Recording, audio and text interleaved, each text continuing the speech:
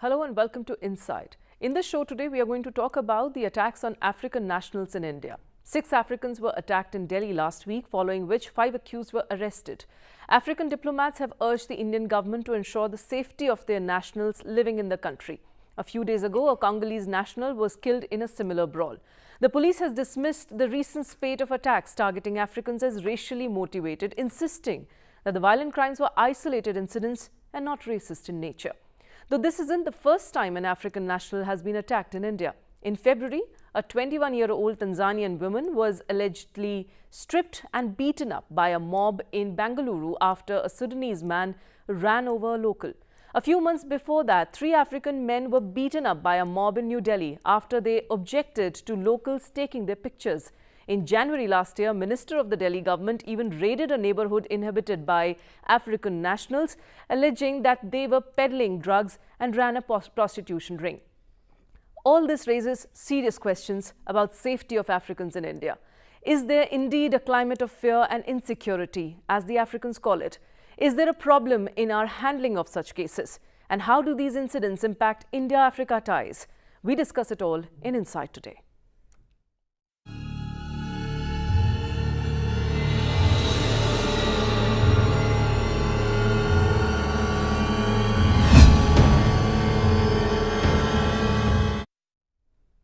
And joining me in the program is former Ambassador Mr. Ashok Sajjanhar, also Ms. Ruchita Berry, who is Senior Research Associated with ITSA, and she also heads the Center for African Studies in Institute of Defence Studies and Analysis, and Dr. Raghuvansh Sinha, who is Deputy News Editor with Hindustan Times. Welcome to the program, please. Let me start the discussion with you, Ruchita Berry. How do you look at these incidents, and is it all right to call these incidents or these attacks as racist attacks? I think you can't give in one term for this, though there is a racial, I think there is a racial overtone over these, but they were not done at the same time by a mob. See, the last attack was, I think, 6 people of six African nationals were attacked on Thursday, but they were attacked separately, so it wasn't a mob attack on the Africans. But definitely there are some racial overtones about, if you look at the way the Africans are being treated, whether in Delhi or in various other places, there are several African students who come to India. That's right. And in the recent years, we've heard their own accounts where they feel that they are around 30,000 odd African students live in India, and these are not just these incidents. They have not just happened in Delhi, they have happened in places like Hyderabad, Bengaluru and the rest. Ambassador Sajjanhar, there is in fact a racial element in these incidents? Absolutely. I would definitely say that there is a racial element. I would also tend to agree with what Mrs. Berry has said, that they don't appear to have been premeditated attacks against Africans. They were isolated. They took place in different places in Delhi. They took place at different times, and the reasons could have been very, very different. So it is not as if the Africans are targeted.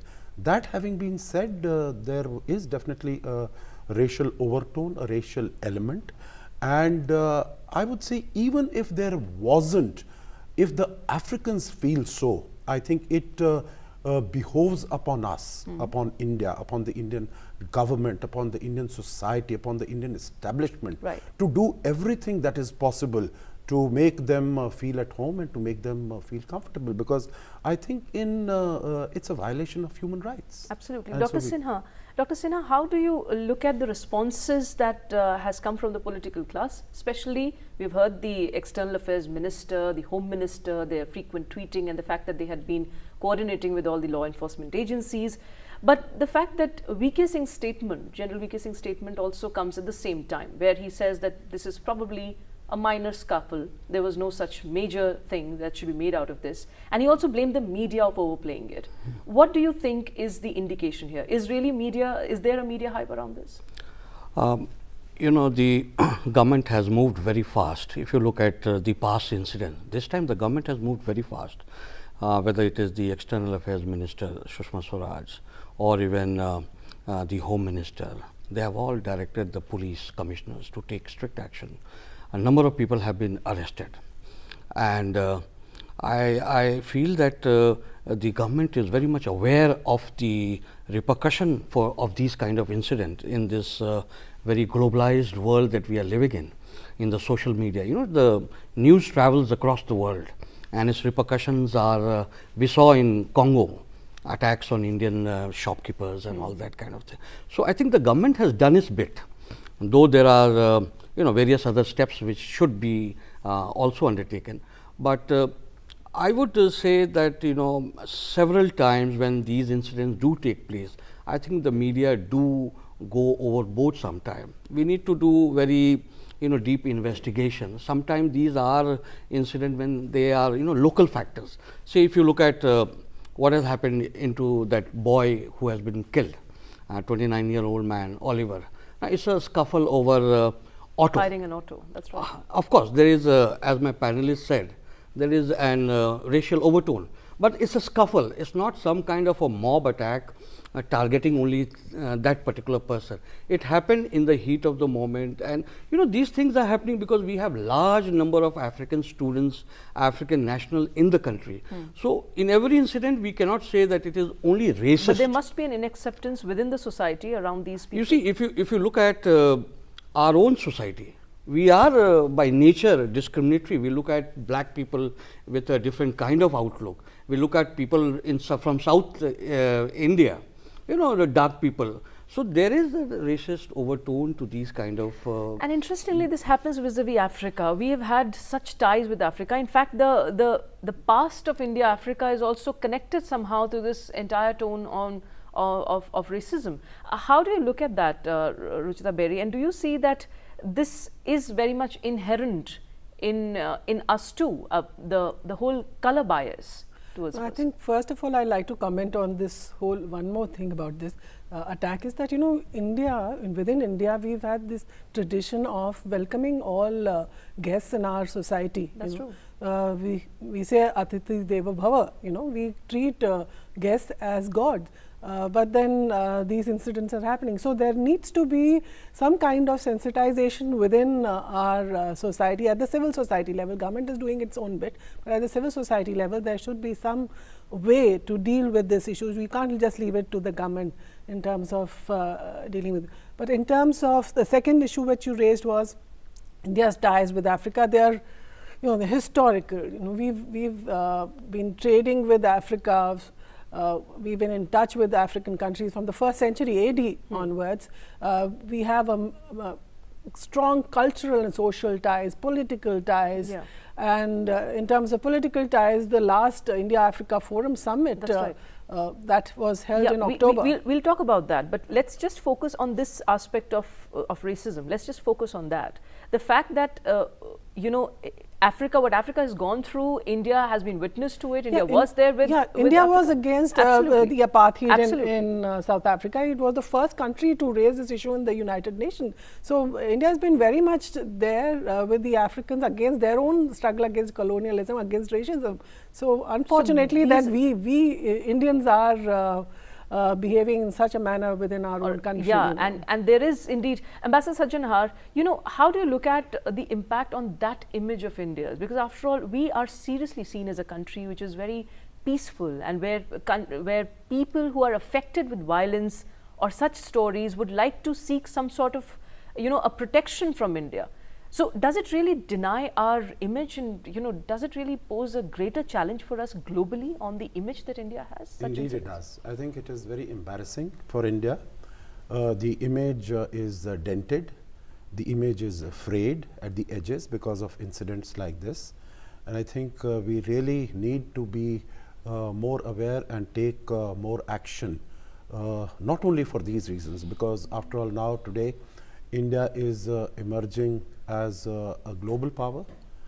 It is a regional power, as a global power with its economy, with its influence overreaching.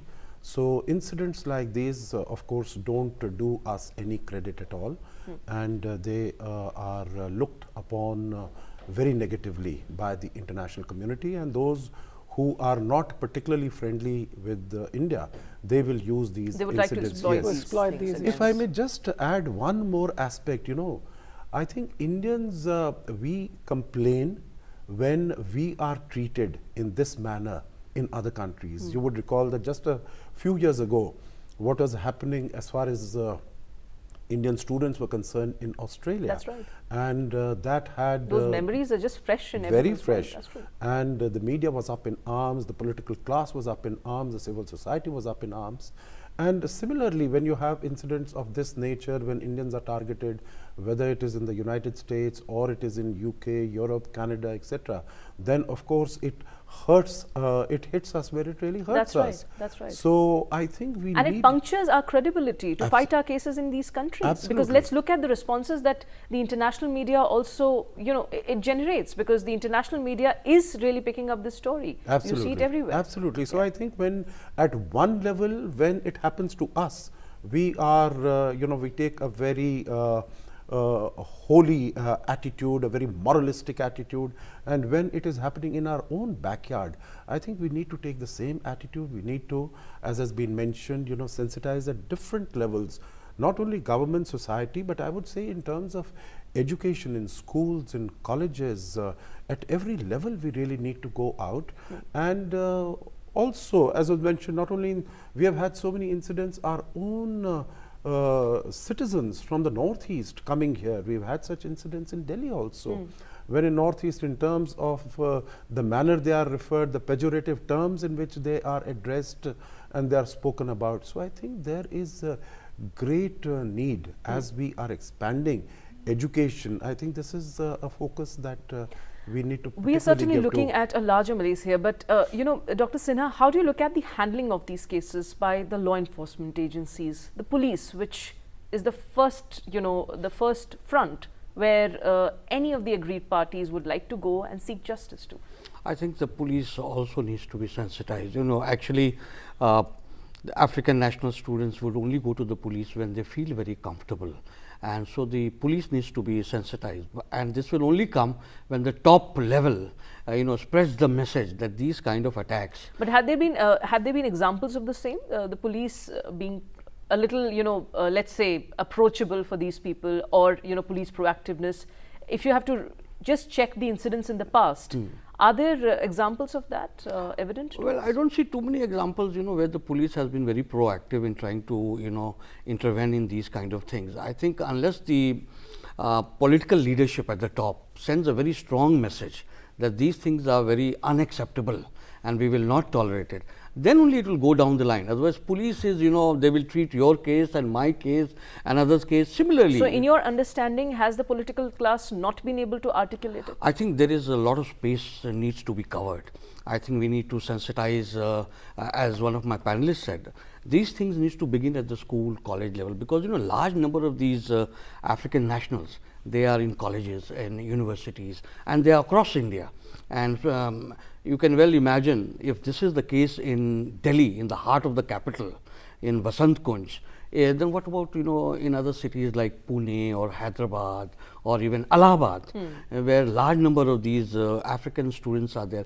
I think there needs to be a across the board campaign in trying to sensitize the people that, you know, we should treat them well, they are not inferior to us. And and one more thing, I think many of the African embassies, they also need to sensitize these African students when they come to India as to our traditions, culture. I think, you know, both ways is required. Are those things not practiced, Ambassador Sajjanhar? Well, I think definitely much more could be done about that, much more before the students are coming here, because, you know, several of them are students. We have about 25 to 30,000 students who are studying in India, but there are also several of them, like, you know, what we had the incident on Thursday of a young priest from Africa, and he was traveling with his wife and his child. So there are other people, and the other one was a music teacher, other was a French teacher. So, you know, there are people who are also come here to work. Many of the students who are coming here are coming under the Indian Council for Cultural Relations, ICCR fellowships and scholarships.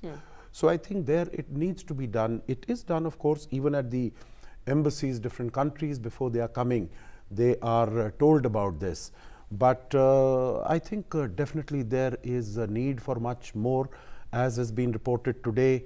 You know, what the police authorities have mentioned, that in terms of going out, playing loud music, drinking in public, etc., I think there are certain mores of society which if they are made aware of and they are advised that it would be in and this happens in the residential areas where there is indeed a lot of resistance. But what about the claims of, let's say, their involvement in drugs and other criminal activities? That's a totally separate issue. It's a fact that number of African nationals have been arrested in the so many years, especially in terms of drug trafficking, that they've been peddling drugs. But that doesn't mean that all Africans are drug peddlers, Unfortunately, that's the image and that all Africans are Nigerians, that Nigerians are involved in drug trafficking. So all Africans are Nigerians. Just the way, as Ambassador Sajjanar also said, the way we brand the Northeasterners, right? Yeah, and I think in terms of how we should deal with this, there was a talk about school and colleges. In universities, there are universities in Pune, there are universities in Delhi, in Jalandhar, various universities, where I think as part of the freshers welcome, there could be some kind of do's and don'ts that could be, spread out to the international students, and they could be African, there could be others, it's not just we are looking at the African students, all these students that are international students. But how do you look at the law enforcement agencies and their role in such cases? I think the law enforcement agencies are trying their best to deal with this issue, but at times, they do not respond immediately. They take their time in responding to this, and they don't accept that it's a racial issue. It's like in this case on Thursday, they said it's just a scuffle, it's an isolated incident. They do not consider that as a racial issue. And is there, Ambassador Sajjanar, a case of media hype too, as one of the ministers puts it? I think the media could definitely be more responsible. I think it could definitely be more responsible, and rather than sort of portraying it just as a case of racial attack, if the other compounding circumstances or factors that might have been at play, if they are also mentioned, for instance, what we've been talking about, there are also incidents of road rage. Earlier there was a question of, if something of that nature has happened. Earlier there was a case in Goa when one of the African individual citizens, he was thought to be a robber, and so he was chased, and he was chased not only by the ordinary people but also by the police, and he was beaten up in the fields, meaning that was these are compounding circumstances or incidents. So I think if the media were to paint the whole picture rather than saying an young African who's been, I think that would give it a little more balance, and rather than sort of trying to raise the emotions of the people by sort of sensationalizing it, then definitely it could have a more holistic picture would be able to come in front of the viewers. But this is indeed going to have impact on Africa-India ties, and as has been mentioned, that there are about 30,000 odd children, students who study in India, African students who are living in India. So what kind of impact is it really going to have on the exchanges of this nature between India and Africa? We're going to talk about that. Time for a very quick break now in Insight.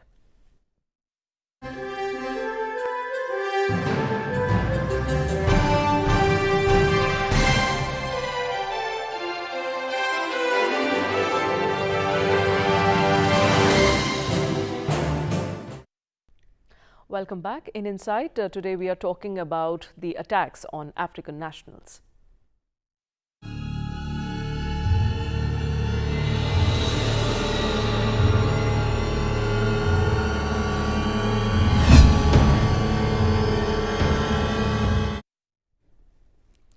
Well, shortly after all of this happened, we saw a lot of damage control measures which were taken by the External Affairs Ministry too. There had been a series of incidents where African nationals were attacked in Delhi and in other parts of the country. But what exactly have been the measures that have been taken, and how can we avert the long-term impact that this can have on India-Africa ties. Ambassador Sajjanhar, the fact that there is this very soft kind of exchange of students on education front, and these are considered as the very productive contacts and ties, an element in the bilateral ties between any nation, between two nations. How crucial do you think is going to be the impact on this front? Because there had been stories, and the fact that African diplomats earlier had said that they are not going to be a part of the Africa Day celebrations. Later on, they became a part of it because they got the assurance from the External Affairs Ministry and from the government around the safety and security measures. But with this particular fresh incident, there are calls that probably the students don't want to stay here. There is a fear, there is a climate of fear and insecurity. How do you think is it going to really impact India-Africa ties on this front, on the front of education? You know, number one, I would like to say that I am reasonably confident and convinced that the government and our civil society and society per se will take the requisite measures so that we are able to get over this problem that we are facing, because as has been mentioned, the government has taken action, and down the road I'm sure this will result in some action. Now, as far as the relations between India and Africa are concerned, as has been mentioned by Mrs. Berry, that they have been civilizational, they have been cultural, they have been age-old historic ties that we've been having. And coming to the present state, of course, Africa itself is growing, it's a rising continent in terms of whether we look at the economic growth that is concerned, in terms of the economic partnerships that we are having, whether it is in the area of agriculture or it is in the area of fossil fuels, hydrocarbons, or nuclear energy. There is so much of that is happening. That's and right. as you mentioned, as far as students are concerned, they are a very, very strong element of our partnership. Now, these are the same students who will, once they are educated, they go back, they will become leaders in their own countries. So in that sense, they will be able to determine the policies of their countries as far as the world is concerned and as far as India is concerned. So I think it is incumbent upon us that we take not only a short-term view but a long-term view of our relationship, and ensure that these students, once they go back with good impressions, they go back with positive impressions. I think also, if we look at it from a broader perspective, when India is looking at getting a permanent membership of the UN Security Council, we need to see that here are 54 countries. And the last time when we were talking about it about 10 years ago, when we were very close to that goal, then the only reason why we were not able to achieve that, why we were not able to reach that, is because Africa was not with us. That was the only reason. And I think as we are moving forward, and for the first time last year, Africa Forum Summit in October last year, all the 54 member states were invited. More than 40 heads of state and government came. So I think we've started off on a very positive footing. The Prime Minister himself over the next few months is likely to travel to Kenya, he's likely to travel to South Africa, he's likely to travel to Mozambique. The Honorable Vice President is now going to Tunisia and Morocco. So I think there is a sort of, if I can put it, a sort of a blitzkrieg on Africa, reaching out to Africa, because it is a win-win partnership for all of us. That's right. So I don't think we should see it in a very localized context. The implications, the repercussions, the connotations are very huge, very broad, very long-term. So we need to have a visionary outlook towards our relations with Africa and take action accordingly. Okay, Ms. Ruchita Berry, the fact that there is, of course, engagement of India and Africa in healthcare, education, technology and other areas. In fact, in recent time, the trade between India and Africa nations has really risen. New Delhi had announced a doubling of its assistance to the African nations with about $10 billion in concessional loans over the next 5 years. This happened last October, and India has also offered $600 million of assistance, grant assistance to the African countries for these areas of healthcare, education and the rest. The impact of these incidents, is it really going to have a major impact on India-Africa ties, or do you think it can always be handled at the diplomatic level. It's really unfortunate that these incidents have taken place when we have very high level visits, in the near future. That's right. Prime Minister is going to visit, and Vice President is going to start the visit today onwards. So it's very important that we portray a good image about India. We've worked so much for the African countries in past, though our policies and our actions haven't been something that have been showcased in a really big manner in the media and elsewhere. Our officials have always said that India works softly, that it is not visible. We are using our soft power. We are educating people. We are teaching them how to implement those measures within their country. We are teaching them to fish rather than giving them fish. That's the kind of statements that have been issued about India's relationship with the African countries. We are trying to do something different with the African countries. And who are these students? These students are supposed to be our ambassadors in Africa. So obviously there would be an impact to some level.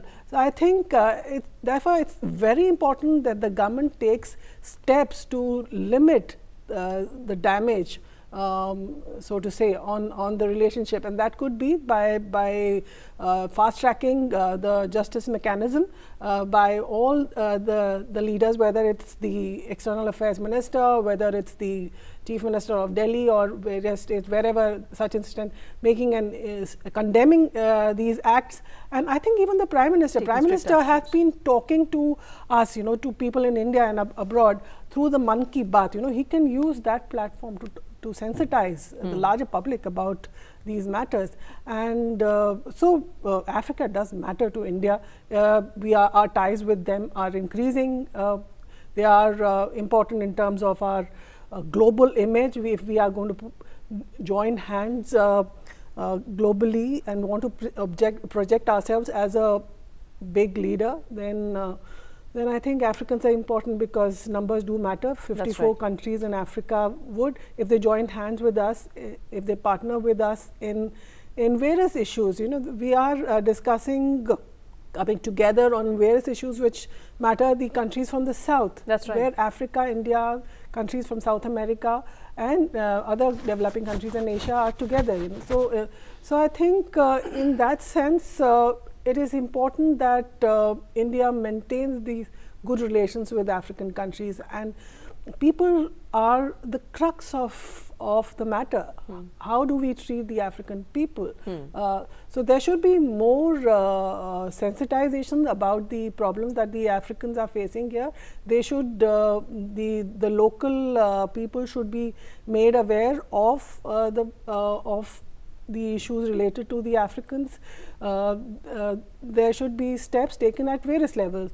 Within Delhi, the RWAs could come forward and do something. It's about creating a good perception about the Indian society, which is going to be a crucial element of all our future diplomatic exchanges. I'm sure they must have been even in the past. But with this, the urgency, does it really increase, Dr. Sinha? Of course, these things are a matter of concern, because if you look at in this globalized world, these kind of incidents in social media travel fast and far, very fast, and so it does dent India's image. But what is important is, what is the reaction of the government, what is the reaction of the civil society, what is the reaction of the police. And fortunately, I think now the government is very well aware of it. If you look at it, these incidents are not the first time. It has happened several times over the last decades, because we have so many large number of students here, nationals here. But earlier the reaction used to be very slow, laid back. This time the government has moved fast, and because they understand the repercussion of it. So you see, the African nationals, their government, their mission will take note of that. These incidents are sometimes unavoidable, because they are living in sometime in semi-urban settings, in rural settings, in villages and outer And society Delhi. at large, So barring it's the a- fact that they are Africans, Yeah. society at large, how we respond to certain incidents, Yeah. how minor scuffles lead to killings Yeah. on Indian roads, how road rage has become a phenomenon on our roads. I'm sure that those are aspects that even as a society we have to really reflect upon. Definitely. You see, these are part and parcel of our daily event. It's happening every day. We are, the way, as a panelist said, the way we treat our Northeast students sometimes, even the way we have this biasness towards color. Someone is fair and someone is dark. It's not as if this is something, alien to Indian society. This is part of a society. So, if so many large number of students are living here, this will, once in a while where there is a cultural clash, many of them are living in villages. So, this will happen, whether it is, late night outs, whether it is loud music or, their style of dressing up. So, these things will come up. Okay. But what is important is how the government reacts, how the civil society reacts. Right. And I think on that front, this has been a positive trend. This time, How do you look at, how do you define the role of the state governments here? Because after all, let's face it, law and order happens to be a state subject, and the fact that these things are happening in some of the big cities Yes. of this country. So, do you think that state governments here have a major? I think the role of the state government is larger, because it is much easier to control such incidents in the national capital, because we have a more systematized thing. The media takes note of it, but there are large number of students who are, as one of my panelists, in Jalandhar, in Allahabad. I have seen violence against African students in Allahabad, and the kind of responses used to be zero. But today, when in a globalized world, we need to sensitize the state machinery. We need to sensitize the home ministries in the various states, law and order machinery in the various states, because that will be the real problem, where such incidents will take place and it will not be reported. So, I think we have to take a long-term view of it. We should not go overboard, and the media, I think media should do a little bit more investigative journalism, rather than simply from the surface of it. We should explain in what context these things are taking place. And the fact that such incidents, the one that you mentioned about Jalandhar, Yeah. you hardly see much of the reporting done in these, and Yeah. much media hype even around such we get a lot of places news happening from the capital, but we are not getting several such incidents from other cities or from the remote Bilkul, areas. so we But Ambassador Sajjanhar, how do you look at the way the External Affairs Ministry has handled it this time, and the continuous exchange between the External Affairs Ministry and the Home Ministry, and the involvement with the state government? I mean, is this properly the kind of model that should function at times when there is such kind of crisis? I think so. I think the External Affairs Ministry has acted very promptly and very proactively. I think this has been the model over the last 2 years, particularly, that we have seen that whenever there have been any crisis situations, it has been extremely, the External Affairs Minister herself, Sushma Swaraj ji, and also General V.K. Singh, they have been extremely proactive in reaching out. There have been also cases when there have been either some post on Facebook or some Twitter message that has gone to her, and she has taken cognizance of that, and she has given instructions that action should be taken to extend assistance, support and help to the person who is facing that ordeal or facing that difficulty. So here also, I think as soon as the issue came out, she reached out immediately to the Home Minister, Rajnath Singh ji, and also to the Lieutenant Governor, who's in charge of law and order and police in Delhi. And both of them have condemned these actions very, very quickly, and said that stringent measures will be taken against all those who are affected, and against all those who are responsible for committing these crimes. And 5 people have already been arrested. That's right. So I think this proactive action, and possibly another aspect that we could look at is, because in the public domain we never get to know what action has been taken. There is a flurry of activity. That's right. Just when an incident takes place, but after that, There's no what follow-up. happens? One No doesn't follow-up. At least as One far as doesn't know about it. There's no proper information around that. Exactly. So that's what I'm saying is, that if this information is shared on a regular basis at a reasonably high level, you know, when let's say the police commissioner is doing his briefing, or you know, whoever is the person in charge, they say whatever is happening, it should not happen episodically. It should not happen in a haphazard manner. You know, for instance, even the incident that happened in 2014 when Mr. Somnath Bharti, he went to certain areas and he charged some of the men and women with drug peddling and with prostitution, etc., etc. These are very, very serious charges. And then it went to the National Human Rights Commission, it went to the National Commission for Women, etc. Now, what exactly has happened after that? Nobody knows. No one knows. I think people, and if this were to come out, the African people and all the others would also be more careful, and they would also get more confidence as to what is happening. All right. On that note, I'll have to take a very quick break now in Insight. Please stay tuned for more on the other side of this break.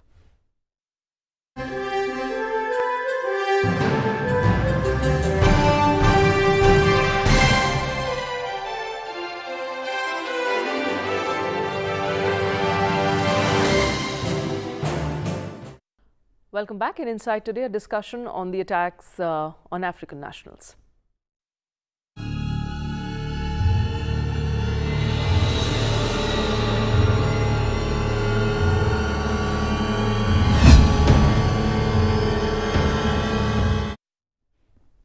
And it is expected then that in a couple of months, the Prime Minister would also be visiting the African countries, and diplomatically, these things have to be handled, the incidents of this nature, where there are reports of attacks on Africans staying in the country. Most of them, as they are seen, they are also seen as racial attacks, but the police and the administration calls them as isolated incidents. But whatever they are, they have to be resolved, and that's something, a common sense which has been generated now. But let's Ruchita Berry, let's look at this aspect too. The fact that how has India engaged with Africa, and you know, the way in which this government is approaching or reaching out to Africa. If you can please throw some more light on that. I think this government has been particularly very much proactive towards Africa. Look at the way they handled the India-Africa Forum Summit. It was the first summit after a gap of 2 decades or more of such level. There were 54 countries invited for the event, and earlier, you know, we've had 2 India-Africa Forum summits before this, where these we had invited only a limited number of countries because we were following the Banjul formula, which is set up by the African countries. But the current government decided to open up the summit to each and every country in Africa, so that we can interact with all countries on an equal basis. That was the idea. So I think this is a big step in terms of bringing the Africans closer to India. That was the first step that the government took, you know, of inviting all African countries for the Forum Summit. And the Forum Summit, though at the end of the summit they said that we would meet after 5 years, but if you take a note of the subsequent events, you would note that every month there has been something or the other, some big engagement happening with the African country. Okay. In January we had the India-Africa Hydrocarbons conference, you know, and in February we had the India-Africa Agro Business Summit, which was handled by the FICCI. And I think in the second week of March, there was the CII Africa India conclave, CII Exim Bank conclave on Africa, and now there would be visits by the Prime Minister, Vice President, and I think so. It's very important to note that the current government is focusing a lot on Africa, which is good news, you know. But you know, the last few weeks had been very challenging, and it is believed that there is going to be more protests now. In fact, there is some news which suggests that there are going to be more protests in Delhi on these you know, on these incidents and the response that it has generated. So, Dr. Sinha, is the time going to be more challenging from this point of view for the government? You know, protest the African students or nationals are doing, I think we should not be too concerned about it. But what if the diplomats themselves, the envoys themselves, if they get involved into not a problem, because we are a democratic country. Everyone has a right to protest, whether through the diplomatic channel or through the street way. We should not be concerned. What is important is that we should address their grievances. What is important is that we should look into the problems faced by this African. What is important is that we should be able to assure the mission here, ambassadors here, envoys here, and their countries there, that look, we are very serious about these things, and we should look into it, because for us Africa is very important. We have emotional link, we have people to people contact, and you must remember, today we are 1/3 of the world population is India and Africa, and most of these are very young people, and today we are competing with China for the land and resources. But unlike China, which is linked with totally commercial ties, we have also emotional ties. And so whenever these things erupts, it is a double duty on our part to address this, because it is a long term implication. We are looking at strengthening, deepening centuries old ties. So I think if someone is protesting, we should not be too concerned about it, but we should try to address the problem, both at the diplomatic and at the local level. Okay, Ambassador Sajjanhar, are the times ahead a little more challenging, considering the developments that a few weeks have seen, at least on this front? I would tend to completely agree with what Dr. Sinha has said. Protests, of course, I think protests should be used positively. Protests should be used meaningfully, in the sense that the government, the law enforcement authorities, both in Delhi as well as in the states, they should use this to streamline their own operations and to ensure that such incidents do not happen in future. And I think it also gives an opportunity for the Ministry of External Affairs and for the government to reach out to the other people in terms of to other countries, because I think we need also to be mindful of the fact that the implications, that the repercussions of such incidents or such attacks are not limited only to African nations. They are also traveling to other countries as far as image of country of India as a tolerant society, as a welcoming society, as an inclusive society is concerned. We have heard just a few days ago what happened in the US Congress when there was a hearing on developments that have been taking place in India over the last few months, etc., etc. So I think all these elements in different countries who are out to see that India is put in a corner or under pressure, I think they will definitely use all this opportunity to target India. So I think the impact of this can be great, but it provides an opportunity definitely to India, both domestically as well as internationally, to say that we have taken action and now we provide a very safe and a secure environment for not only the African students, African people, all others who are coming here, because after all, let's face it, from all over the world people have been coming here. That is what we have said, that India is less of a nation, more of a civilization, because different civilizations have come over centuries, and they have come and they have stayed, they have lived, and we have assimilated all the good points from them, and that is how Indian civilization has evolved. Absolutely. And if we are emerging as a hub where people are sending their students to study, and if we have those ties in different areas, it's not just going to impact such incidents, and the impact is not going to be just on India-Africa ties, it could be even on other countries. So everything has to be actually handled very very thoughtfully. But Ruchita Berry, do you think that the political class has a major responsibility at this point of time, especially every statement, every comment by the ministers, any responsible person is taken up by the media? So it's a very important time even for the political class. Yeah, we are living in a very different age now compared to the decades earlier.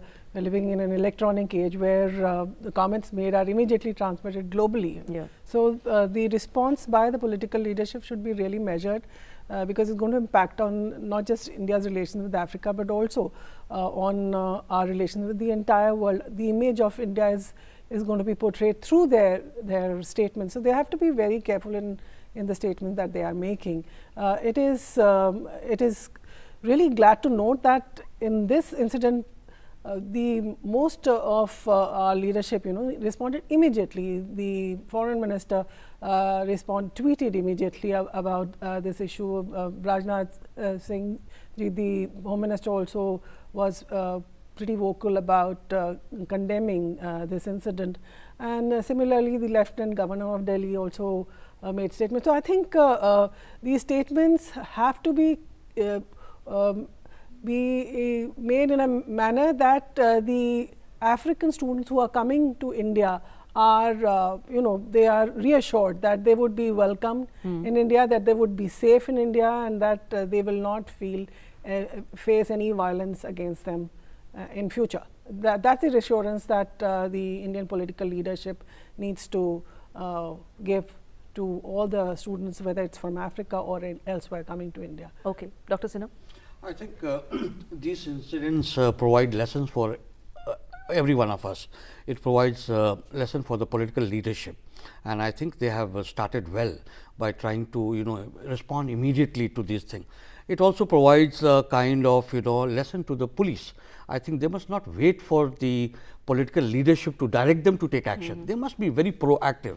At the same time, it also provides some lessons for our society at large. We are well known as a democratic, civilizational nation, and we must show that to the world, particularly when it comes to foreigners, when it comes to. So I think there is a lesson for all of us, and it's not something that we should be very dismissive about the incident. At the same time, I think the media needs to go deep into the incident, investigate it, and find out the truth, and try to portray a more nuanced understanding of such incident, rather than it comes on one day and disappears on another day. Ambassador Sajjan, concluding remarks from you, please. Concluding remarks, I think, as we mentioned, all of us have mentioned that not only at the political level, but also at the civil society level, and when we are talking about within the country, we are talking about promoting, so to say, communal harmony amongst different religions, different sects, ethnicities, and all that. I think also in terms of developing our respect for different countries, different nations, I think the schools have a very important role to play. Especially when we believe in the Atithi Devo Bhava concept. Absolutely. And when we have this great campaign of Incredible India. Yes. I think all those. And tourism is such an important element also. We have to make people feel at home. And I think, a concrete suggestion that I could give, because all these schools, they work on focusing on certain countries and so on and so forth. And by and large, you would see that there are countries either from Europe, USA, Australia, etc. I think they could focus a little more on countries in Africa, invite the ambassadors of those countries or minister councillors of those countries, give the projects to the children to deal with a particular country, in terms of bilateral relations, in terms of what are the strengths, study history, what are the natural resources, both Africa and also South America, because I think these are two huge continents, 54 countries here and 36 countries in South America, where we don't have much of an understanding. Those are very, very far away places. And I think as becoming in this globalized, connected world, and as India's footprints also are traveling far and wide, our children, who are again going to be future citizens and future leaders, they need to have a better understanding and a better appreciation of what the world is all about. Fine. On that note, we'll wrap this discussion. Thank you very much, all of you, for joining me here. That's all for today in Insight. Thanks for watching. Goodbye.